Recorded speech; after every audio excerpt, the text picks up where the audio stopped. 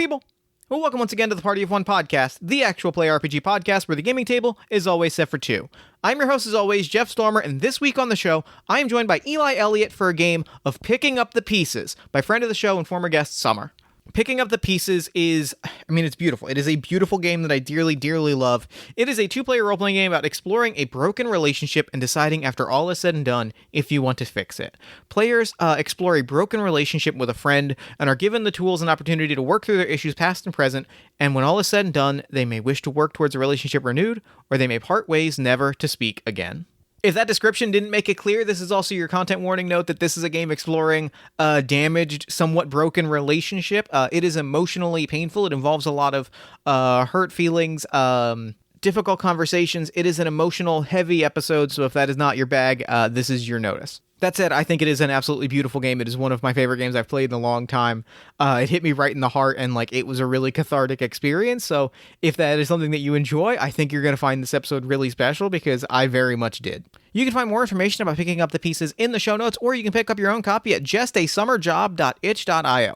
Eli, aka Reliable, is a professional GM and player. You can regularly hear them on a variety of different tabletop RPG streams. They are a regular guest on Off the Table, and they are almost always either playing or recruiting in various indie RPGs. Right now, he is recruiting players for a Monster Hearts 2 campaign to raise money for True Colors United. You can find more information about that in the show notes, as well as everything else he's got going on that you might want to know about. You can also follow them on Twitter at ReliableElliot. One super quick technical note before we dive in, just to give you an idea of when to expect the show every week. The cadence of the show isn't changing, but we're moving release days to Fridays for just the next few months. It's just going to fit a little easier into my schedule for the summer.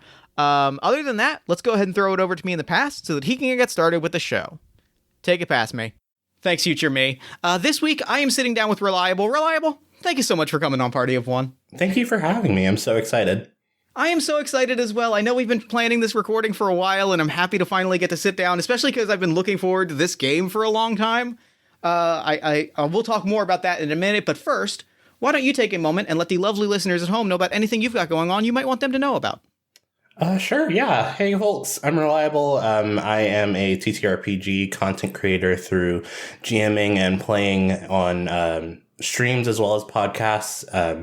I professionally GM through Start Playing Games, and then I also am a player on a few different shows through Off the Table and Dice Priori. I do that very often, and it takes up most of my time, but I love it. So, if you want to see what I'm about, just follow my socials. Love it. I'm like I said, I am so excited to be playing this game. I know we had originally, when we first started talking about recording, we were going to play a different game, and then Summer released this game, and we were both kind of like, oh yeah, we should just play this, right? We want to play this? We should just find a time to play this. And then it shifted because we played Knowing You on the show. I played it with Summer ages and ages ago, and it's one of my favorite episodes. So this week we are playing Picking Up the Pieces, and it's a game that I'm really looking forward to. Yeah, same. I love everything that Summer puts out, and I know this is going to be awesome, so I'm ready for it. I'm so excited. I'm going to read the intro crawl of the game, and then we'll kind of talk over what the game is and what we're going to be doing, and then we'll kind of get into it. Cool. The person sitting across from you hurt you. They hurt you, you thought, beyond reconciliation. When you look into their eyes, there's no denying the pain and resentment in your heart.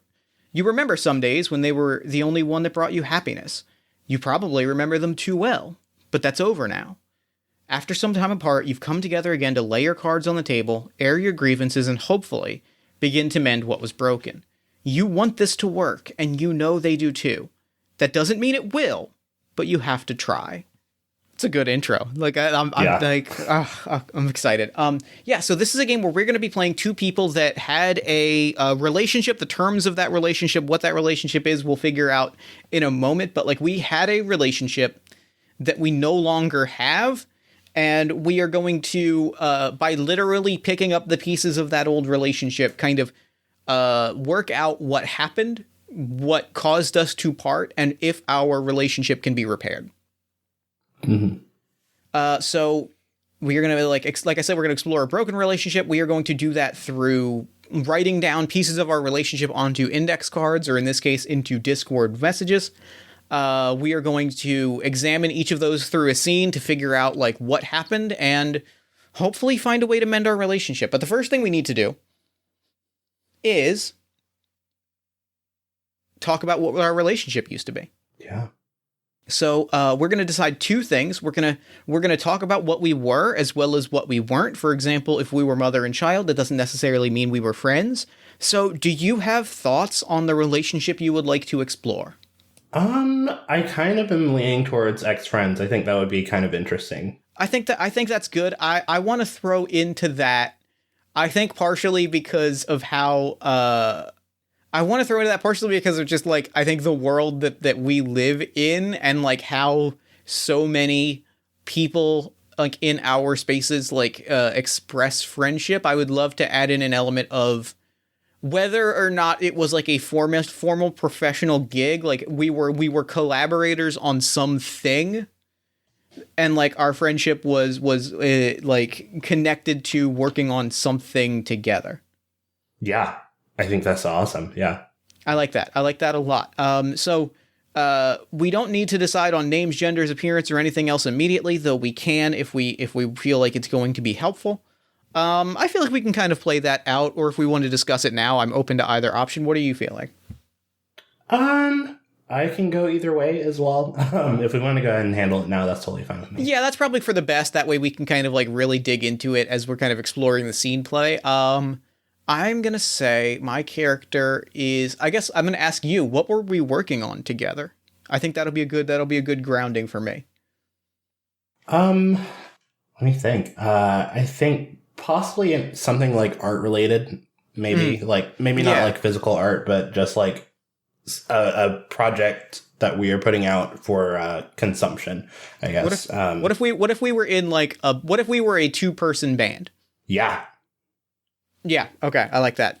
I think I am going to be a keyboardist named Ryan, pronouns he, his, and I was a keyboardist and occasional lyricist, but like not often the lyricist and or singer.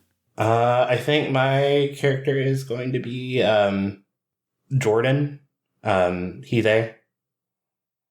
And Jordan was probably but switched between electric and acoustic guitar and primarily vocalist. So I like that. Okay, so that's good. That gives us a good grounding on like who we were and how we kind of related to each other. We've got our relationship.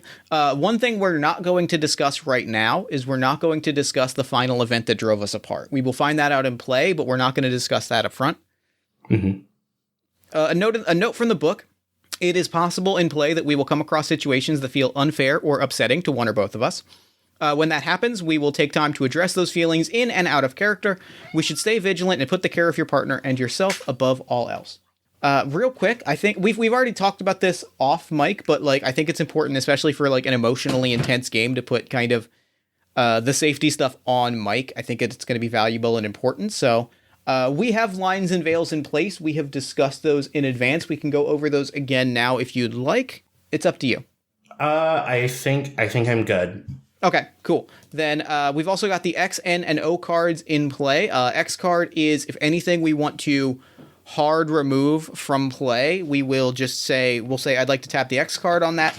We will remove that element. We will pause for a moment. We can discuss it. We can discuss it. We don't have to discuss it. But that element will be removed from play, and then we'll move forward. The N card is sort of, we don't want to stop play, we don't want to stop the scene, but we kind of want to we want to move things in a different direction. That's a little bit more of like a break card. And then the O card is if something comes up and we're like, oh, I'm really interested in that, it really colors like how I want to play through the rest of the game. We can say, I'd like to tap the O card here, and that we can kind of use that as a verbal signal of, A, I'm okay with what is happening. Like, at any time you can kind of say, hey, are you okay with this? And I'll say, like, I'm tapping the O card here. Or if something comes up and you're like, I really want to embellish more of this, like, I really want to, like, get more into this headspace, we can kind of lean further into that by tapping the O card. And also the last tool that we have are breaks, which are just, if we need to take a break, we'll take a break. The listeners probably won't hear that because we'll edit it out because this is an edited podcast, but it's important to know for you as the listener at home and for the both of us, like, if we need to take a break, we can take a break at any time. Any questions? None from me. All right. Well, then with that, we have set the stage. It is time for us to work through. It is time for us to work through what we lost and the pieces that we are going to be picking up. So what we're going to do, each of us is going to write down three things that we lost, three things that we lost that we care about. That we care about within the relationship. We're each going to write down three things. We'll go back and forth. We'll go step through step through step through step. We'll drop them as messages into our Discord chat so we can see them, and we'll read them out loud so that we can see them. Yeah. So we'll go back and forth. We will read off the things that we lost in the relationship, and then we will write them down to talk through what they mean, and then that will fill out like what is kind of at stake here. Would you like to go first, or should I? I'm going to let you go first. All right. Let me think. I want to put down the first piece is... So the first piece I'm writing down is playful collaboration. I think that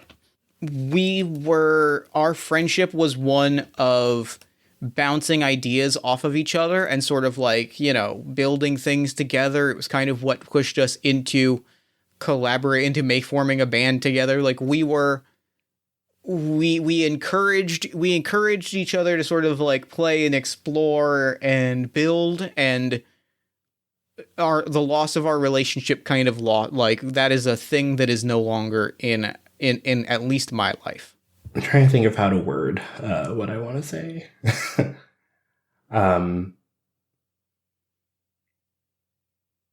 What are you thinking? Talk it out, and then we can figure out how to phrase it. So I want to say something to the effect of like we knew each other, like we sort of knew what we were thinking before it was said. Yeah, like almost like an implicit understanding. Yes. Yeah. I think that's beautiful. Yeah. So yeah, I'm gonna put implicit understanding. I think that there were several points in our relationship where we were just able to like go off of the other person, like without them having to even say what they wanted. Mm-hmm. And whether that was like musically, or if like there was something going on in one of our lives that we just knew like what the other person was going through without them having to say it. And that was very helpful to myself. And I don't know about you, but it was it helped me through a lot of stuff. So yeah, I love that. I love that a lot, and I kind of want to like roll with that a little bit. There's an element of that I kind of want to take expand in a similar direction, but I think the next thing I'm going to put down is unspoken support, I guess is how I would phrase it. The sense of like, we were two people, we were two friends for whom it didn't need to be said that we were there for each other.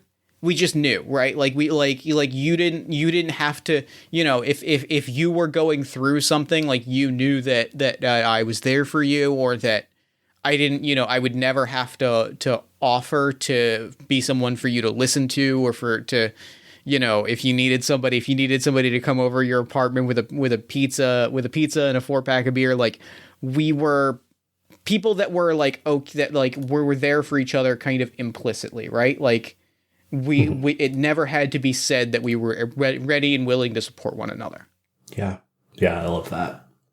I think I want to put something to the effect of like we knew each other's limits as far as like just dealing with things like both inside of the creativity and outside of it. Yeah. Like we knew each other's like strengths and weaknesses, and we could play off of that. But we also just like knew, oh, the other person isn't going to be good with this. Let me try to like do this for them in order to help. Yeah. Yeah, I love that. I adore that. And I think the last thing I'm going to put down is I'm going to write down someone to talk to, because I think we were the sort of friends that like we never had to say that we were able to support one another, but on the opposite end of the token, we were kind of always seemed to be talking about something in some capacity or another.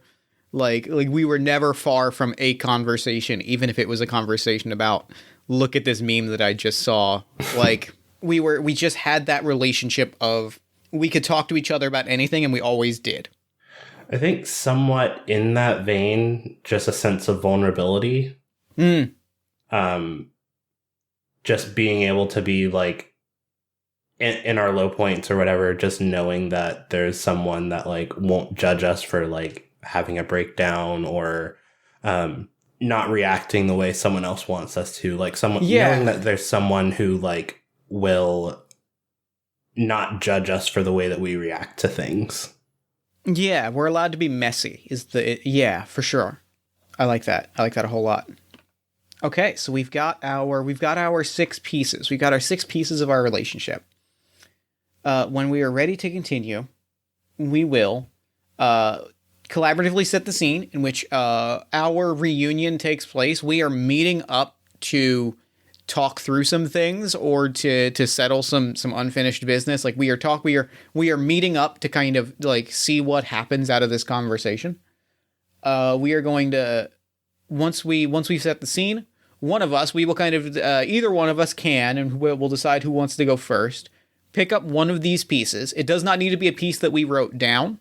We will pick up a piece, and then we will set the scene, and we will have the other person kind of play out the scene of how that piece came under fire in sort of the dissolution of our friendship.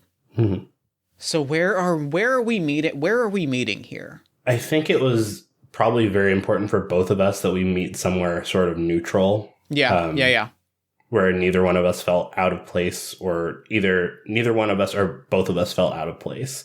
I like that. I like that a lot. I think it was something where like we both had so many places that were dear to both of us that like it almost felt like going to any place that we were familiar with would have felt like it was going to one of like quote unquote our spots, or even worse, like one of our spots. Like if we went to the record store, like that's my spot. Like you know, you're gonna go there and feel like you're in my territory, right?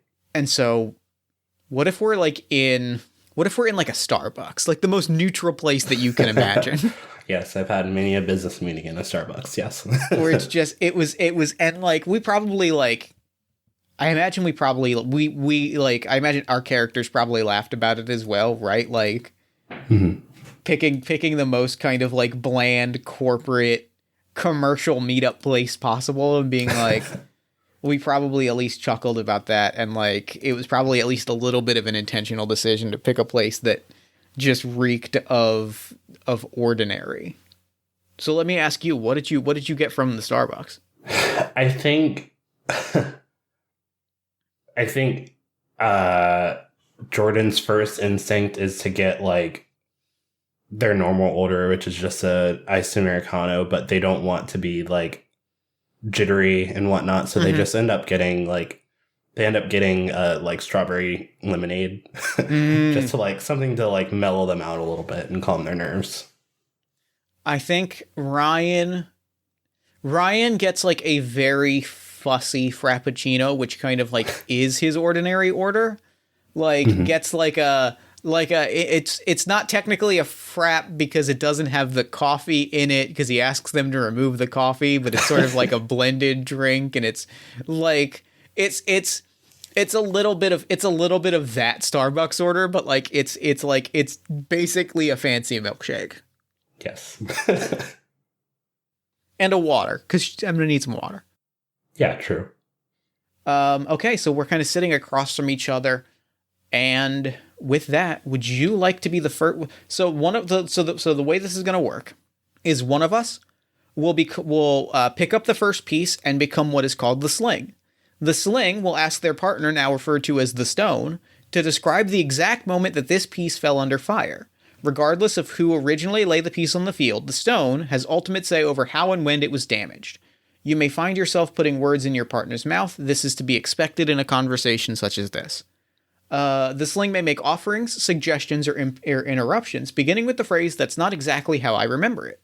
However, the stone can take or leave these suggestions as truths, lies, or misunderstanding, make it known which, and be gracious and kind even when you disagree. When describing the moment the chosen piece was laid on the battlefield, the stone should set the scene exactly as they remember it, including all of the little details. And then once all of that has happened, we'll go into step 3, but that is kind of where we're at right now. So okay. Do you have a piece that you want to pick up, and or would you like me to pick up a piece? I can pick one up first. Go for it. Yeah. I think I want to go ahead and tackle the implicit understanding. Okay. Yeah. So how did our sort of inherent, we kind of remind me for a second about implicit understanding. That was like, we always kind of knew the other person. We always kind of knew what the other person was going through. Was that right? Sort of what they were going through, and then how like best to like, I guess, vibe off of them. Got it. Like, yep. Okay.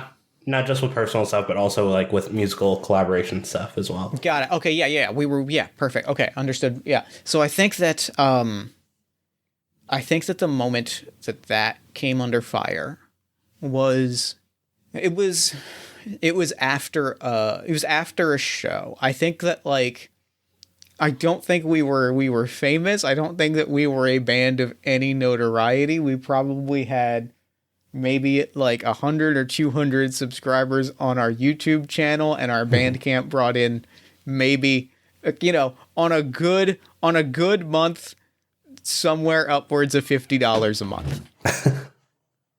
But I think like after like a show we had booked at like a local dive, right? Like we had a show at a local dive bar. It was a Tuesday night, which, that's always the night the dive bars are hopping, is a Tuesday night. Mm-hmm. But it was the night that they booked us for. Like they had an opening and they brought us in. We did our show.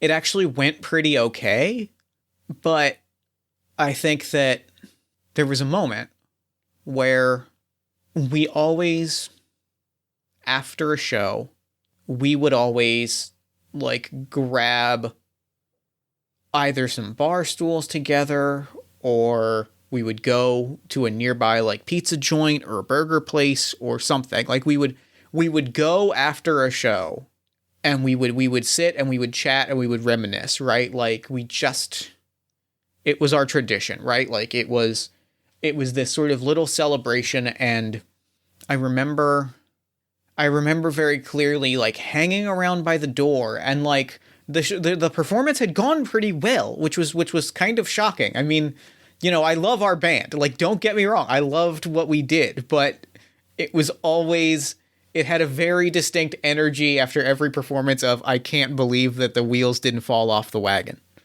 And yet that night, like, things went seamlessly. And I was so excited to grab a burger and a soda and like sit and chat and talk about like how that show went so well.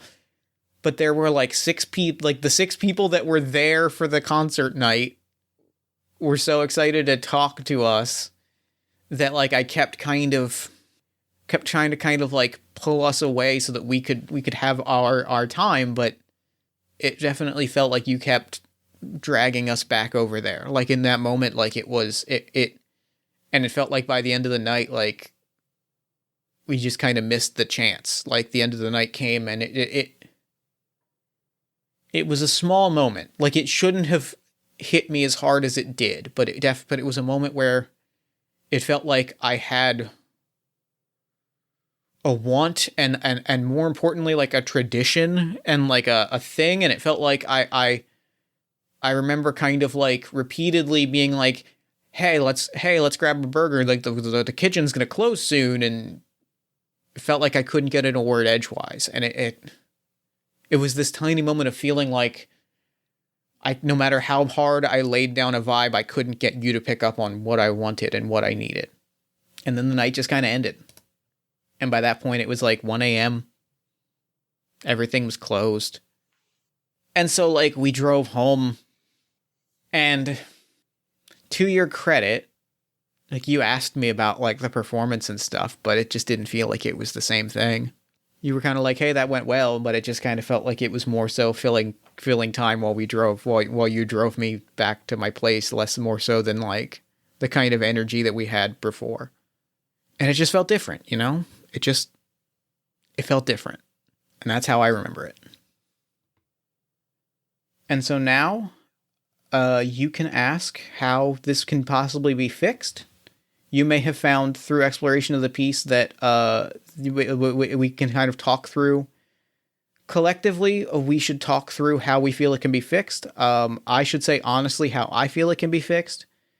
You can offer solutions, but I'm not required to entertain these ideas. If either partner wishes to end the discussion on the topic, we can simply say, it is in the past now, let it lie, or I can't talk about this anymore. Well, how do you think it could be fixed? It's a hard question, honestly. If we were to... It's tough because... Like, it wasn't the kind of thing, it wasn't the kind of tradition, it wasn't the kind of energy, and it wasn't the kind of thing that was, like, written in stone, and I feel like if it was, it would have taken away something from it, right? Like, you know what I mean? Like, you have those kind of events that, they're special, but they're special because they're unspoken, but then again, maybe that was the problem. Maybe the problem was that, like, it's entirely possible you didn't even really think of that, like, as a tradition that was special, right? Like... I mean, I don't think that was the case for me. I definitely understand where you're coming from and where that hurt is coming from. It wasn't, and this doesn't really matter, but it wasn't my intention to, like, brush it off. I was trying to talk to everyone that seemed to want to talk to us, and I didn't know. I guess time got away from me. I know you kept trying to drag me back, but I don't really know how I could have done better in that situation without, like, neglecting other things. And I think that maybe truly the answer is, like, I don't want to put it on you to feel like you have to neglect things, because I think that's unfair.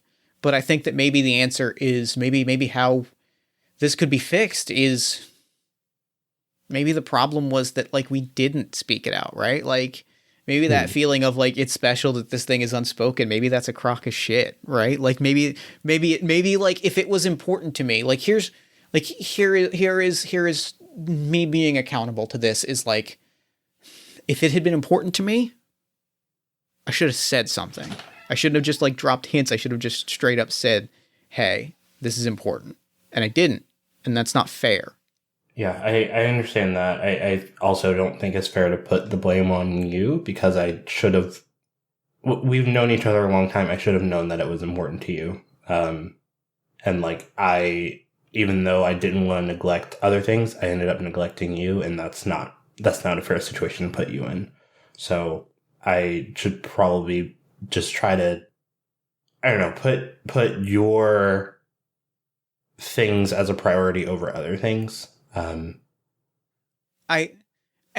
honestly, like, it's also kind of not fair of me to say, like, that thing, that tradition of ours is more important than, like we were having fun, we had a great night, and people wanted to celebrate that with us, and, like, that's not really, I don't know. Here's the messiest thing I can say is, like, it's not fair of me to say, like, I want to be prioritized over those other people, but, like, I still kind of feel that way, but I guess I'm struggling with the idea that, and I'm trying to work through it. I'm really trying to, like, get to a place with this of, I want there to be space for both of those things. And I don't know if that is physically possible, but I think to answer that question, the first step is we should both just say what we want. Because I think it is part of being friends for as long as we've been friends is, like, not saying it, but not saying it causes problems, I think. Yeah, I think that's pretty valid. I think there are definitely some things that we'll be able to just, like, go off of, but I think if it feels like the other is neglecting or not picking up, we should just try to be as explicit as possible. Yeah, say that you want a thing. I think I can work with that. I think I can work with that. I can too. Okay. So, now I can assign you either a score of -1, 0, or +1. It does not matter who laid the piece on the battlefield. I assign the score. I would assign a score of -1 if you did not listen, spoke over me, or refused to make amends or made me feel inferior. I would assign a score of 0 if you feel the conversation went about as you expected, but did not give you hope of reconciliation. Or a +1 if you made me smile or made me hopeful that we may leave with a relationship on the mend. That's going to be a big +1 for me. I feel like that went better than I could have possibly hoped. So I am assigning that to be a +1. All right. So I'm assigning that to be a +1, and now I'm going to pick up a piece, and I want to pick up the piece. I want to ask, how in our relationship did we feel like we lost, or like our ability to be messy and be like uniquely ourselves with one another? How did that come under fire? How was that damaged? I think it seemed sort of like a normal day. I was dealing with some stuff with some old friends who were texting me, talking to me, and like things were getting a little bit heated in the conversation between me and them, just because they had said some things that I didn't agree with, called some of my character into question. And I was very frustrated. And I was trying to... I was sort of talking to you, using you sort of as a sounding board for what I was feeling. And I don't know, you said some... Essentially, the feeling that I got after I opened up to you about that was that I was judged for how I reacted, and judged for how I used to be with them and all this other stuff. And it's hard to go into a conversation hoping to get support and then be returned with, oh no, you're actually in the wrong here. For sure. Yeah, I can see that.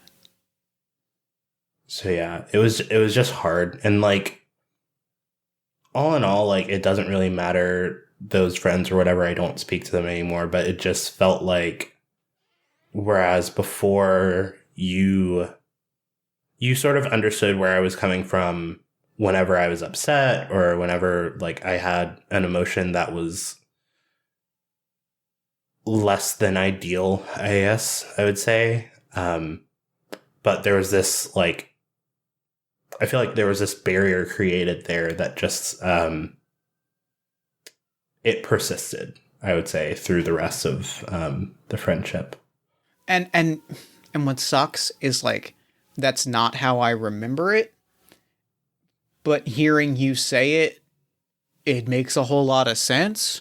Because I don't know if I probably didn't convey this to you at the time. And also, like, so I'm just going to put it on the table because I think it's important just to like lay out all of the things here. How I remember it, or how I kind of saw it, was, and you might not actually know this. This might actually not, may not, like, but like, I was kind of talking to everybody that day. Like, because like we were kind of friends with everyone. Like they were mutual friends, and so like they like also came to me. And so like there was this moment of like, I'm hearing your side of the story, I'm hearing like their side of the story, and it sucks. And it sucks because like in retrospect I totally see how what I was trying to do fucked a lot of things up. And because like I was trying to do the thing of like, I think everybody here is, I think that there's misunderstandings, and I think there's like, I think that we can like repair a lot of things. And, you know, in retrospect, yeah, those things couldn't be repaired. And like, but I was coming at it from a place of a bunch of my friends are fighting, and I would like that to not be the case. but in doing so, I prioritized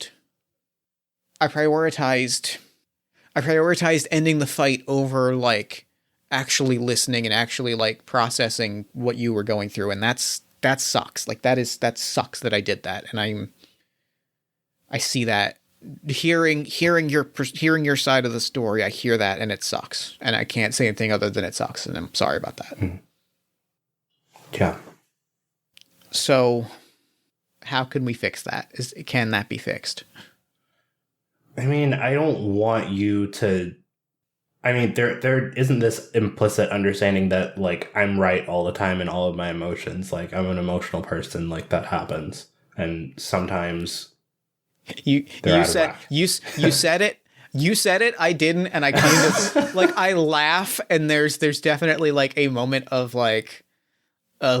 friendly recognition there, that like a flash of that has not been there for a long time. I just, in situations like that, I just need to, I don't need you to say like whether I'm right or wrong. I think I just need you to like be in my corner sort of, and just like listen to me and like recognize, at least like just verbally to me, like recognize the validity of my emotions like in the situation. This is can I offer a way for me to look at it that is going to sound off? It's going to sound messy, but I think is going to, you need me. There are times when you need me to be, and again, I'm saying this and it's going to sound messy, but I mean it in the most positive and endorsing kind of way. There are times where you need me to just be a void to scream at.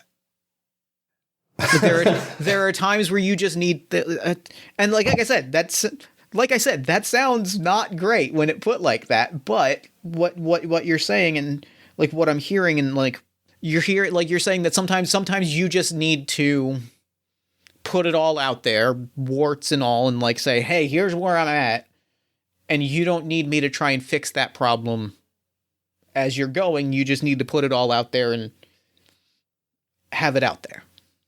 Yeah, I think that's honestly a very good way of putting it. Like, just being able to put it out there and know that I have someone, like, after I put it out there, like, you're not going to look at me like I'm messed up or broken. For sure. No, that's kind of why I phrased it like it's a void to scream at, because sometimes it's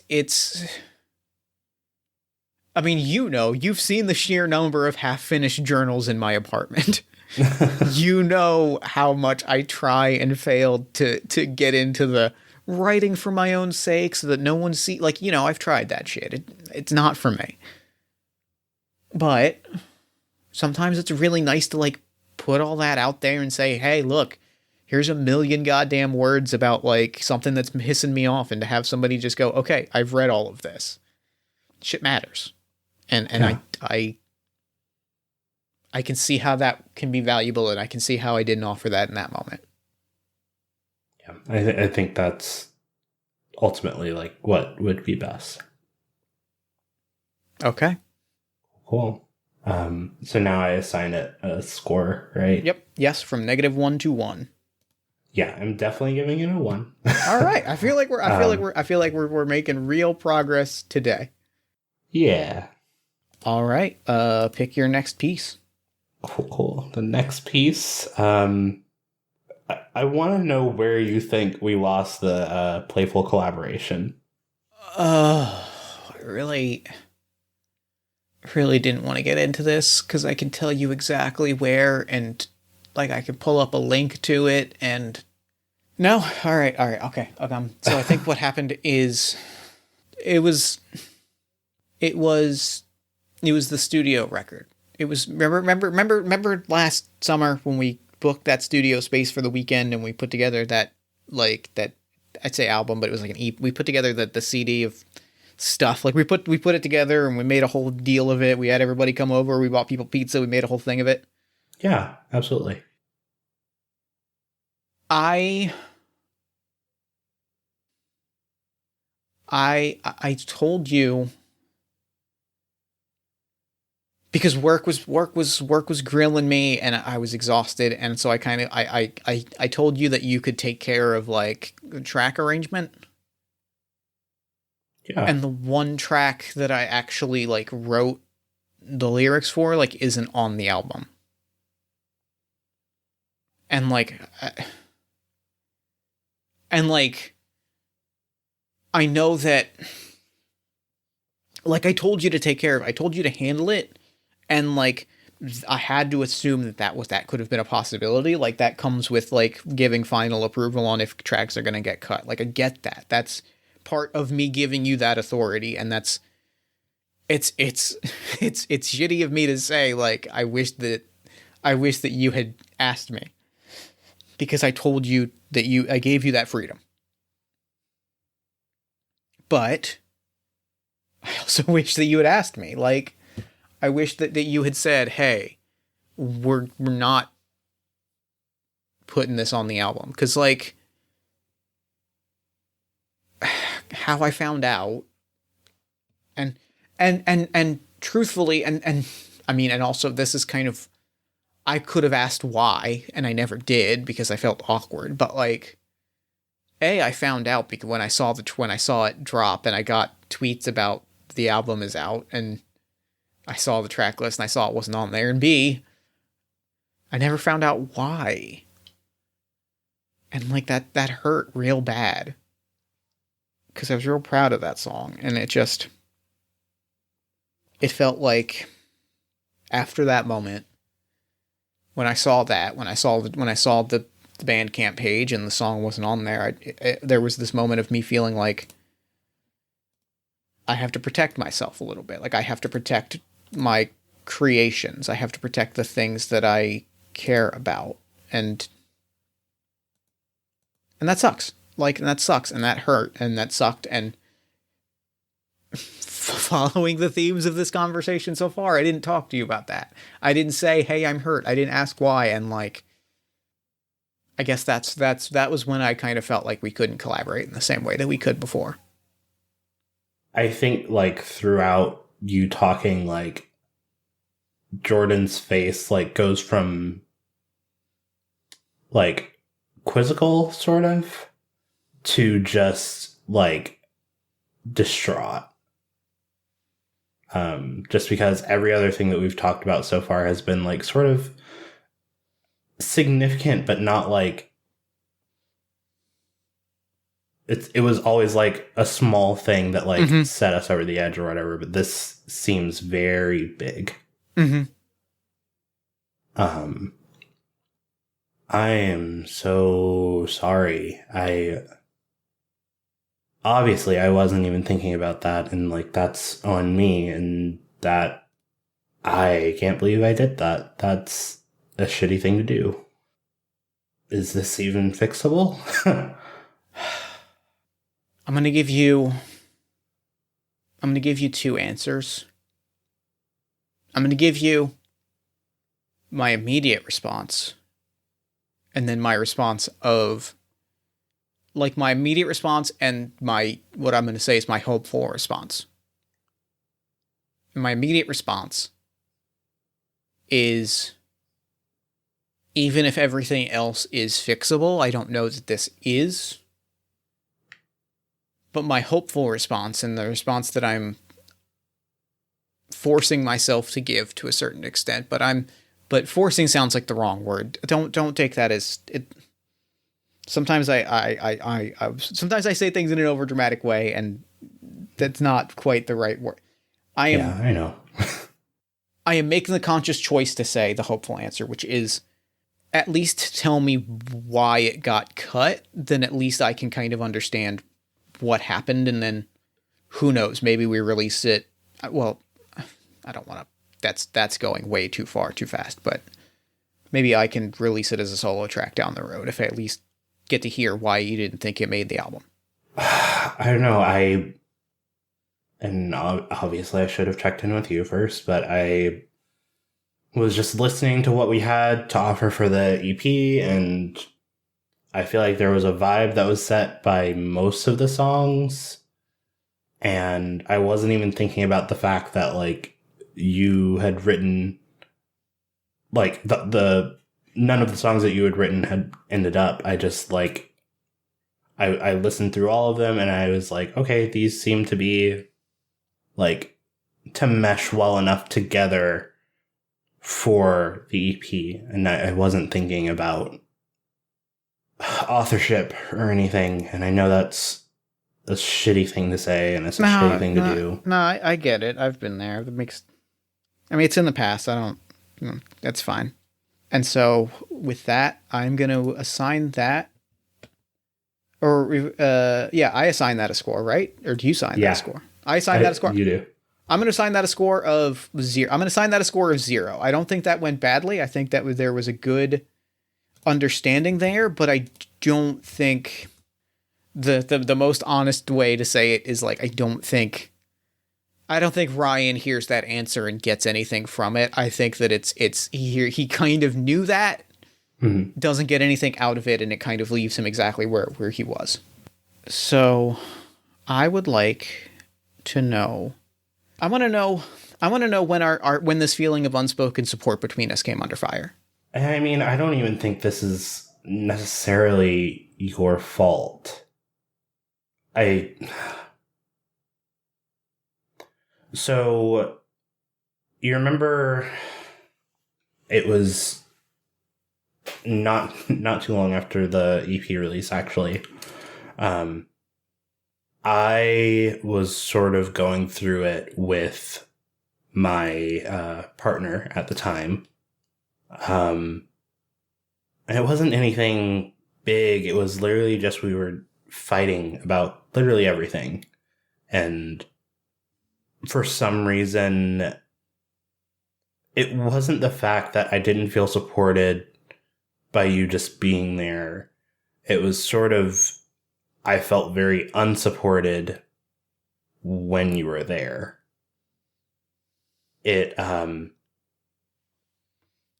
know, there was just one coffee conversation that we were having, and I was telling you about Richie and all of his stuff, and you just seemed uninterested.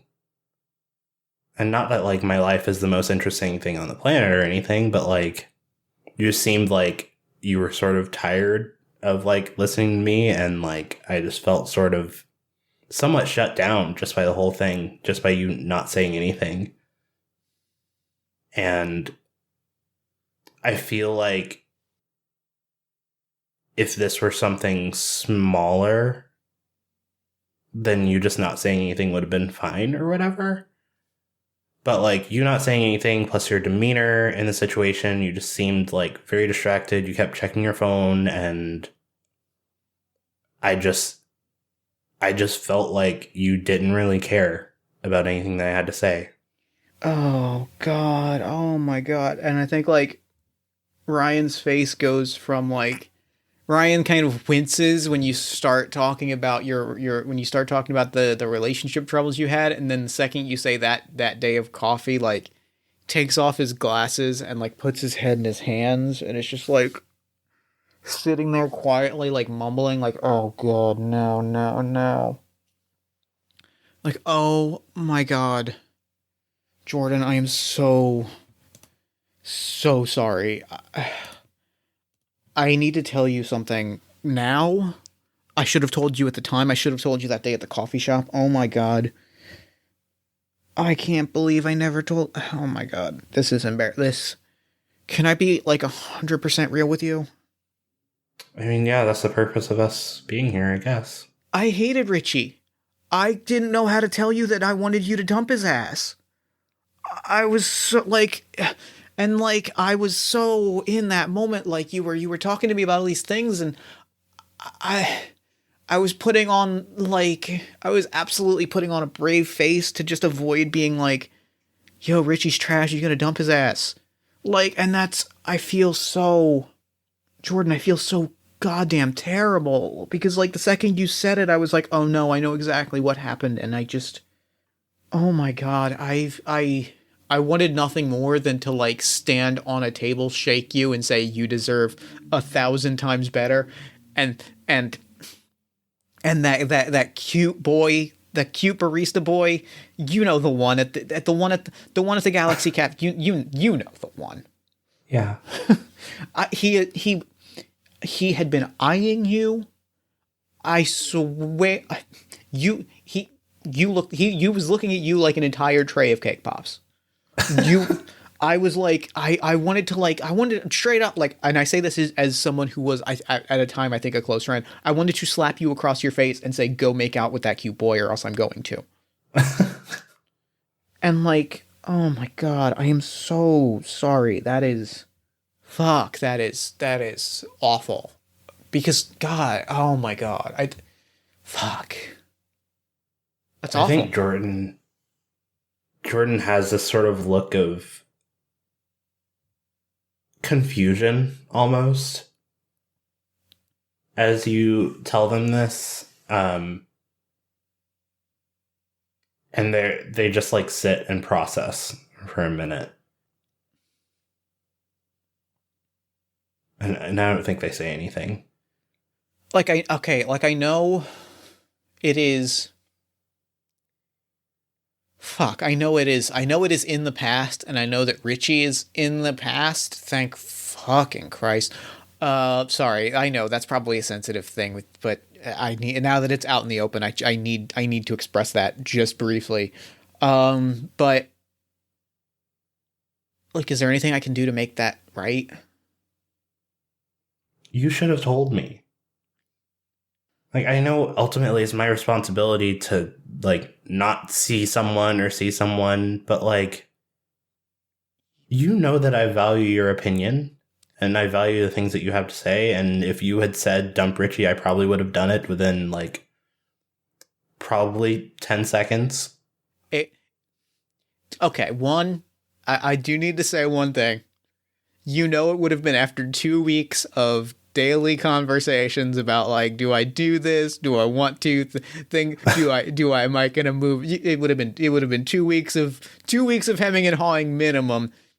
That is a level of friendly antagonism that I don't know that we're there at, and I apologize for that.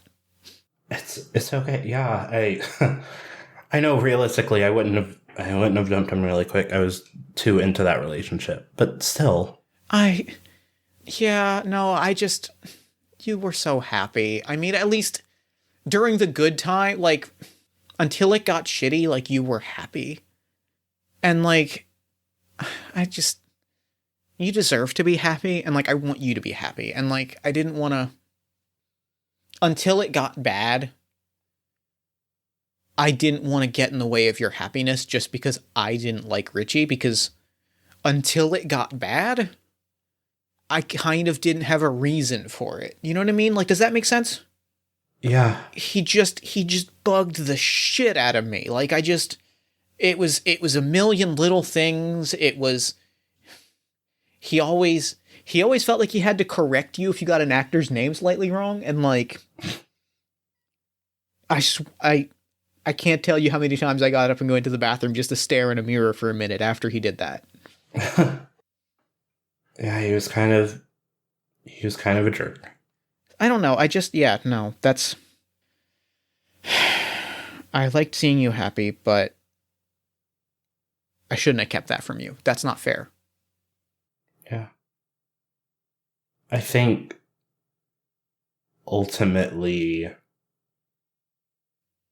Ryan, I want to forgive you for this, and I want to, like, believe that this is, like, this was not ill-intended or anything. I know you didn't mean to, like, hurt me or anything in that. It's just, not only did I feel like my relationship was going to shit, but I also felt like I was losing my friendship as well. No, that's totally fair.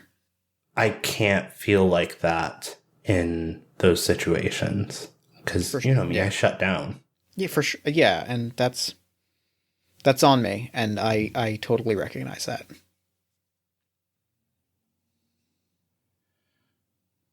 And I think Jordan just lets out a very long sigh and, like, sits and processes for a bit. I think I'm gonna assign it a 1. Okay. Because I think Jordan can see that Ryan is genuinely, like, upset about the situation. Mm-hmm. So yeah. All right. Do you need to take a break? How are you feeling? You feeling good? I'm good. Okay. Just checking in. Check-ins are good. Yeah. All good, yeah. All right. Is it? I think it is your picking your final piece, right? Yeah. Okay. So we're left with Someone to talk to and who knew our limits. when did you feel like you couldn't talk to me anymore? There was a moment. There was so. It was shortly after you broke up with Richie. I sent you a text. Told you that we were going to have. Told you that, like, I sent you a text of like an open mic poster, right? Like, I sent you a text saying, like, hey, there's a concert coming up, like, we should go, and you kind of blew up at me. And, like, saying that, like, I don't want to. I mean, fuck, I don't want to, like, imply that you did not just break up with a long-time relationship. No matter my feelings on Richie, like, that sucks. And, like, I don't want to, I want to acknowledge that, like, at the time and now, like, I see that you were going through a lot, but, like, I don't know. It just felt like it felt like if you, and I caught myself to stop myself to say, like, it, but in retrospect, a lot of the other things that we've talked about, like, it felt like if you needed to talk to somebody about messy feelings, you would have talked to me. And it felt like if we weren't talking about messy feelings, and if somebody brought up, like, a funny thing, like, that was traditionally fair game, or, like, not a funny thing, but like a lighthearted thing that was traditionally fair game. Like, if we needed to have messy feelings talk, we would have messy feelings talk. And if we weren't, then we were chill. And it felt like in that moment we were not chill. And that's petty shit, right? Like, but in that moment, like, it definitely felt like, coupled with everything else that had been going on, it felt like it was a moment where I felt like I didn't know you as, like, I felt like I had lost a piece of, like, knowing you. That's not exactly how I remember. I know that I know what you were trying to do. Definitely. It's just not exactly how I remember the situation. I thought I had told you I just needed some space for a bit. And I don't know, felt like you were, I don't want to use this word because it's a little bit antagonistic, but it felt a little bit like pestering. Wanting me to, like, just get out of it. That word made me make a face, but I don't want you to think that it's a face like I'm mad or hurt by your use of the word. It's definitely a face of, that is in character for me, I guess is how I would describe it. And I think Jordan sees it and is just like, I'm sorry, I don't. No. I don't want you to, that's like I didn't see it that way, but I can't say you were wrong. Like, I can't say you were wrong just based on knowing who I am as a person and, like, my tendencies. Yeah, I know myself as well, and I get wrapped up in things. So I don't know. Is there something we can do to fix this? I was going to ask you. Honestly, I have a response, and please tell me if this feels like a brush off, because I don't mean it to. It sounds like this might just be missed wires, and like we just need to be aware of the wires.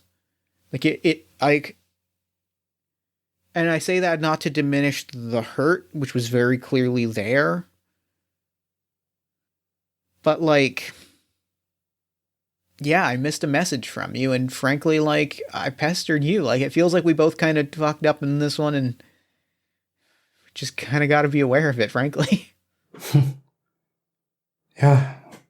I mean, honestly, I just kind of feel bad that it turned into a whole thing. Yeah. I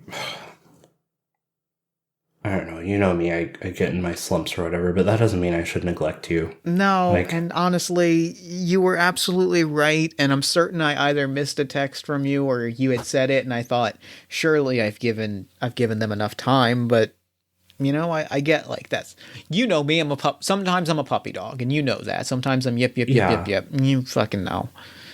But still, like, hey, it was enough time. Water under the bridge. On this one, water under the bridge. If you feel the same way, absolutely. Cool. Easy +1 for me. I feel good about that. That feels good.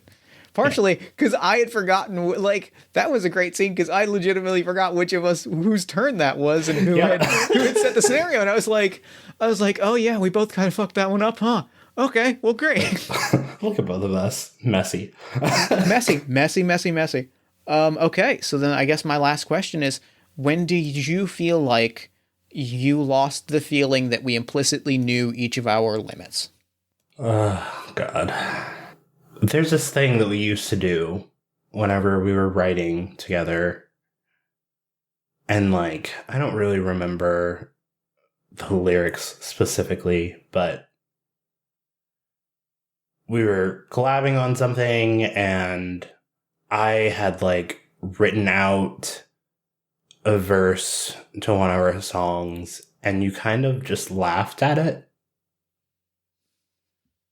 And, like, we had done that, like, before, just, like, if someone just, like, jokingly, like, wrote something down, was like, what if we just said this really stupid thing? But it was actually something that, like, and I thought that I conveyed that I, like, was serious about trying to write it, but I guess not. You kind of just brushed it off, and, like, I don't know. I wanted to feel better about the work that I had tried to put in. And it just felt like you know me, like, you know how I am about the music and everything, and I, like, try to, like, put my best effort into everything, and, like, we typically knew when we could and couldn't joke about things. But I feel like a line was crossed there. And once again, like, I didn't say anything. So there was, like, no way of you knowing that, like, that line was crossed. But I just felt like, oh, I don't know if I can, like, joke with you anymore, because I don't know if you know the difference anymore.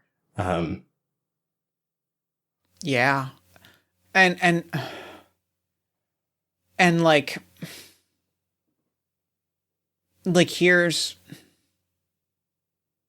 that brings up a really great point.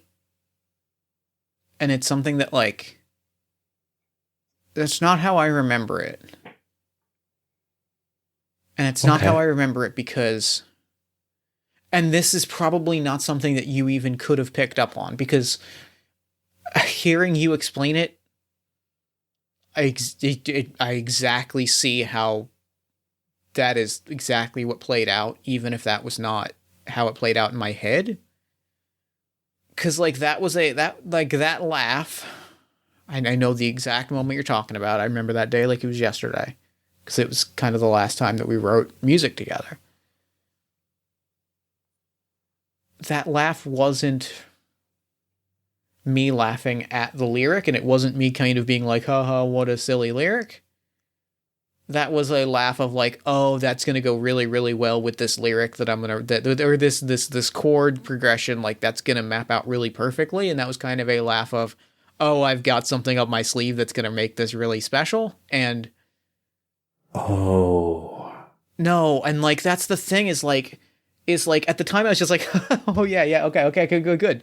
And like in retrospect, like when I was thinking about it, I was like, oh yeah, for sure. Like I hear that. And I was like, oh, I'm laughing because I'm excited to get to the next piece of the puzzle. And then I'm hearing you say it, and I'm like, oh, fuck me. no, I don't think. Oh God, that makes sense.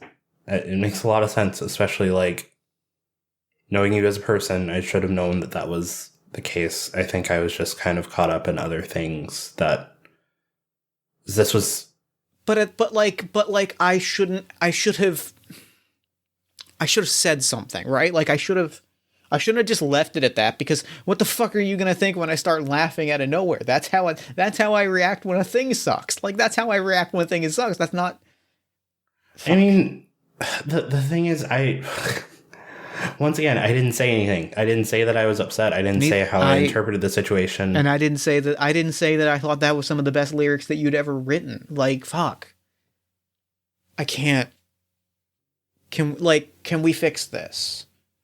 Yeah, I think we can. I don't really think that, like I said, I don't think this is your fault. And I don't think that, I think that I'm going to say something very big here.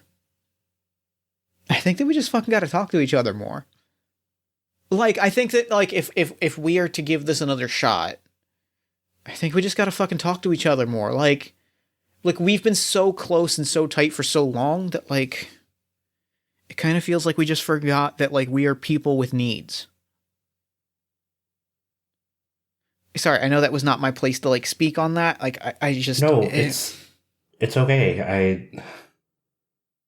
Yeah, that I feel the same. I think we just, and that's been the theme of this conversation, honestly, like, we just need to talk whenever we feel, I guess, more explicitly express our feelings sometimes. Yeah, I think so. I think that feels good. All right.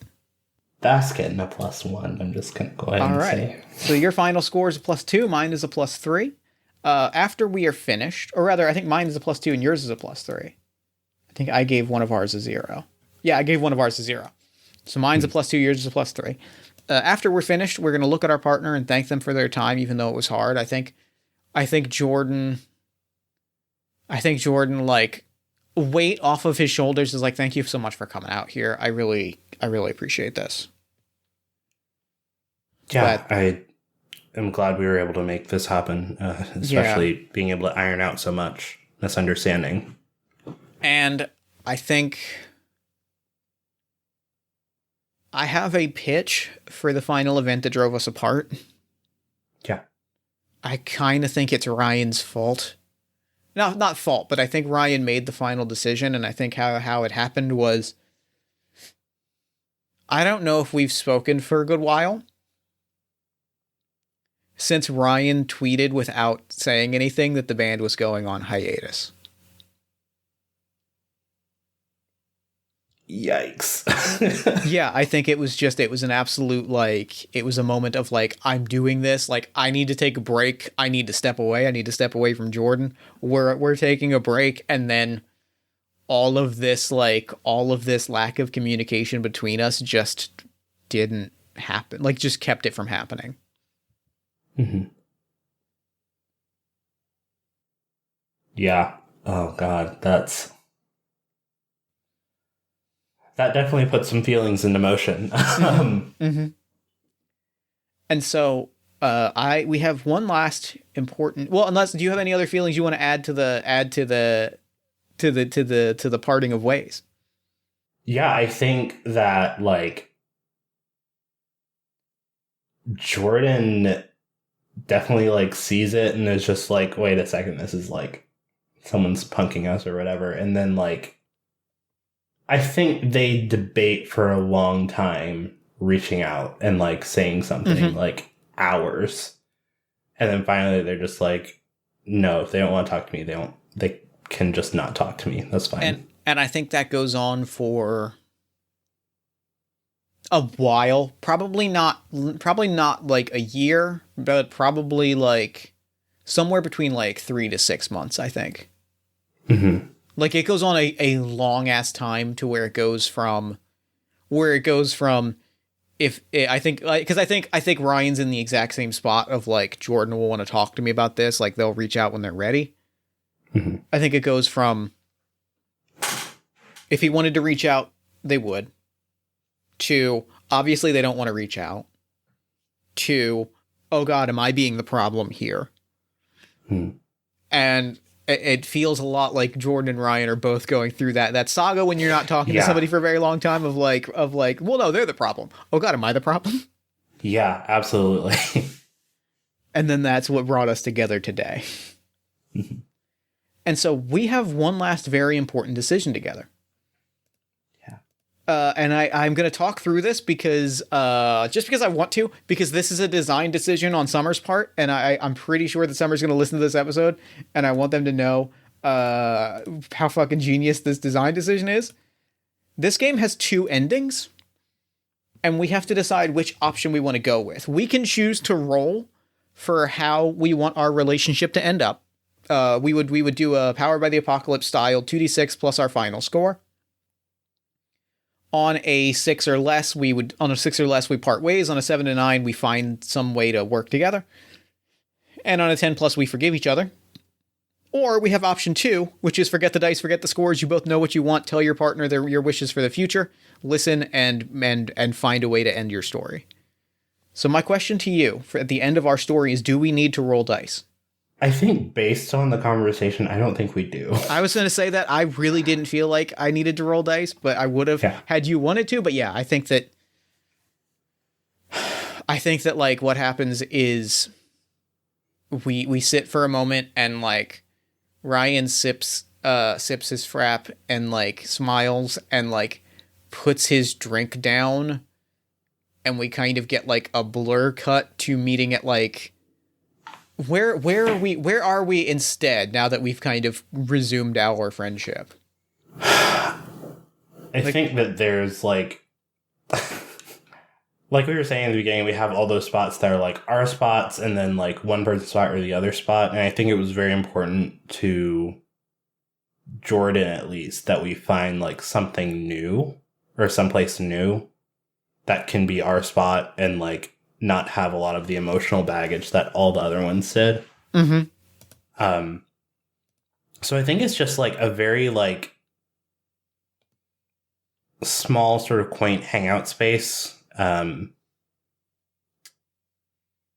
don't know if it's like an office because we're not that good, but I think what it is like I have invested in a co-working space. Like I bought like a room in a co-working space. Yes. And like we put down the coffee and I kind of lean forward and I'm like, look at this studio space. Like we could do some really like, okay. Don't make the face that you're going to make when I say what I'm about to say. Promise me you're not going to make the face. I'm not going to make any promises. Please just... I'm just going to say that we could bring up the rock opera again. I see you're making the face. Yeah, I am. Yep. You knew it was coming. You still said it. But I need to just say, like, if we were to consider it as an option again, like this would be a great space to like stage it. You know, we have extra space for people bringing in people. But what do you want to do? I don't. That's on the table, definitely. You know what? Yeah. I don't really have any like better. I've been trying to like do research or whatever. But I don't really have better suggestions for it, so I think we should just go with your idea on this one. Let's table it. I think it's probably too ambitious. Maybe we just do an album of the two of us for now. We just do a jam session and we see what happens. For sure. And I think that's game. Yeah. That was incredible. My God. Oh my God. Summer, I'm pretty sure you're listening to this. Thank you for designing this incredible, beautiful game. And Reliable, thank you so much for playing it with me. I am... wow. Thank you so much for having me. I've been so excited to play this, and I'm so glad that... Wow, that was so good. That was wonderful. Oh my God. What a... That went in so many different directions than I expected. That turned out to just be so much more like... I know it was probably just like the choices that we made in play, but just turned out to be such a positive and affirming experience. That was beautiful. Yeah, wow. For sure. I'm smiling ear to ear. Thank you so much for playing this with me. Thank you for having me, for sure. So real quick, before we wrap up, where can people find you and your work online? Yeah, you can find me on Twitter and Instagram. Twitter is where I post most of my stuff regarding tabletop content. I also have a link tree there that has links to my Start Playing Games profile, my Ko-fi if you want to support me through there, and just like anything that I'm doing is on there. You can find me, depending on when this releases, you can find me probably on Off the Table, that's off_the table on Twitch. Or you can find me modding for Dice Priori. That's Dice Priori on Twitch and in their Discord. I run games on Start Playing Games. You can see everything that I'm working on and all the things campaigns that I have out on my GM profile. But yeah, that's me in a nutshell. Oh, well, thank you so much for playing. This was an experience that I'm going to carry with me for a long time. Same here. I'm so glad. Thank you so much for playing this with me, and for now I'm going to throw it over to me in the future so that he can wrap up with the show. Take it, future me. Thanks, past me, and thanks again to Eli for coming on the show. That was perfect. Like, cathartic is the perfect exact word that I would use for it, because it was painful, but beautiful and emotional, and it hit me in all the right spots. It was just a beautiful, cathartic storytelling experience. Be sure to head to justasummerjob.itch.io to pick up your copy of Picking Up the Pieces. And be sure to head to the show notes to learn more about all of the great things that Eli's got going on, including the streams that they run, the campaigns that they run. Check out Off the Table, check out all of it, and follow them on Twitter at Reliable Elliot. Then while you're on Twitter, follow us at Party of One Pod. Like the show on Facebook at facebook.com/partyofonepodcast. Join our Discord community at bit.ly/partyofonediscord. Head to our merch store at bit.ly/partyofonemerch. And if you enjoyed the show, consider leaving us a nice iTunes or Podchaser review, telling a friend about the show, or giving us some love on social media. Anything that helps new people discover the show, which also just, makes my day better and lets me know that, you enjoyed a thing that I made. I like that. That's a good thing to do. Speaking of enjoying a podcast that I made, a thing that I made, you should also check out the other podcast that I produce every week, All My Fantasy Children, which is a character creation, storytelling, and world-building podcast on the One Shot Podcast Network, in which every week, my best friend, Aaron Catano Saez, and I take a listener-submitted prompt, we spin it into an original fantasy character, and we populate a shared universe, one story at a time. New episodes drop every Friday-ish at oneshotpodcast.com. One more thing you can do to support the show financially at patreon.com/JeffStormer or Ko-fi.com/JeffStormer. People who support the show get early access to episodes, they get raw audio, they get early text of new games before they come out. You get all kinds of cool stuff. You can find all of those things at Patreon or Ko-fi. Party of One is, as always, produced and edited by Jeff Stormer and Jen Frank. All music for the show comes from the song Infinite Lives by Mega Ran featuring the D&D Sluggers, and the Party of One logo is by Evan Rowland. If you'd like to inquire about advertising rates, coming onto the show as a guest, or about press coverage of the show, you can email me at partyofonepodcast@gmail.com. And unless I'm mistaken, and if I am, don't at me, I think that's all we do around here. So until next time, thank you so much for listening. Remember to fight the forces of fascism every single day. Remember that self-love and self-care are radical and defiant acts of resistance. And as always, party on, everybody.